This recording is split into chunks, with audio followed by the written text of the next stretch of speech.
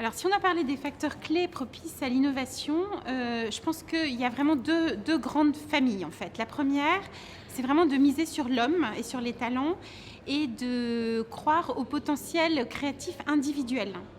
Et ça suppose du coup d'abord de recruter les bons talents, de les sélectionner, on parle de casting, et également ensuite, une fois qu'on les a recrutés, d'être capable de les responsabiliser, de leur faire confiance, de leur donner confiance en fêtant leur succès et en créant une culture entrepreneuriale où on a le droit de se tromper et où l'échec n'est pas sanctionné en fait. Et donc on fête les succès.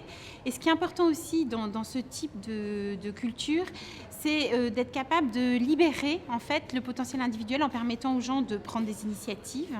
Chez Ubi, on a beaucoup de projets qui sont le fruit d'une personne ou de deux personnes qui ont vraiment un projet, qui ont envie de le monter, et à ce moment-là, on leur donne du temps et des ressources pour faire aboutir ce projet. Libérer le potentiel créatif de chacun, c'est aussi avoir une structure organisationnelle qui soit souple et relativement agile et dans laquelle il n'y a pas trop de processus gravés dans le marbre, etc., pour que les gens aient la possibilité de saisir des opportunités et de créer. Donc ça, c'est le premier point. Le deuxième point qui me semble très important, c'est qu'une fois qu'on a libéré en fait le potentiel individuel, il faut aussi savoir faire appel à l'intelligence collective. C'est particulièrement vrai dans notre industrie parce qu'un jeu, c'est une œuvre collective. À l'origine d'un jeu, il y a une core team qui est une petite équipe de 3-4 personnes qui vont porter la vision créative du jeu et la faire partager à plein de métiers différents. Et c'est d'autant plus vrai aujourd'hui sur les nouvelles générations de consoles où en plus on se retrouve avec des jeux qui sont développés par 10 studios. C'était le cas de notre dernier jeu Assassin par exemple. Donc il faut être capable pour arriver à faire ça, il faut être capable d'ouverture. Alors d'ouverture en interne, vers d'autres métiers, vers ses pairs.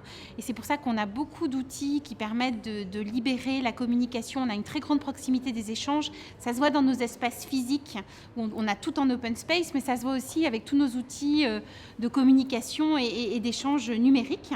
Et au-delà de cette ouverture à l'interne, il faut aussi une ouverture à l'externe pour se nourrir des nouvelles idées de ce qui se passe dans d'autres industries, dans le domaine de la recherche.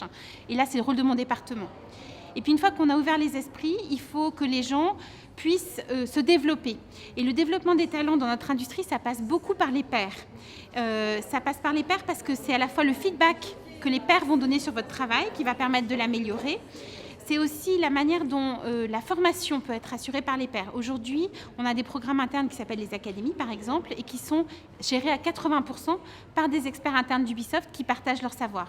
Et après, c'est tous les espaces d'échange et de partage de best practice qu'on peut créer. Et puis, dernier point, une fois qu'on a joué le partage, une fois qu'on a joué l'échange, il faut aussi être capable de collaborer. Et ça nécessite des cadres de collaboration qui soient explicites, des outils de collaboration, mais aussi des formations, notamment à l'intelligence émotionnelle, parce que c'est des bonnes conditions pour que les gens puissent collaborer et qu'un talent individuel puisse du coup rentrer en résonance avec d'autres talents et être plus fort à plusieurs que tout seul.